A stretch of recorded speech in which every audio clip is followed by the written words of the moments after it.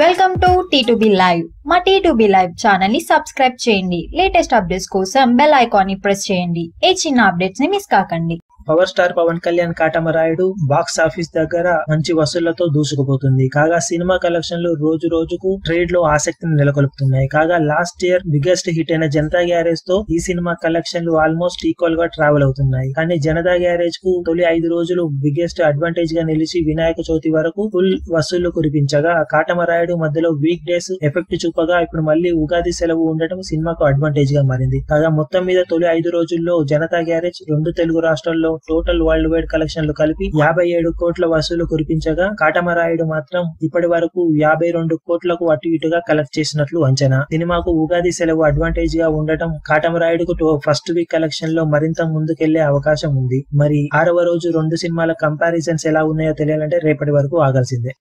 మరిన్ని latest updates కోసం T2B live ని సబ్స్క్రైబ్ చేయండి. వీలైతే లైక్ చేయండి, కుదిరితే షేర్ చేయండి.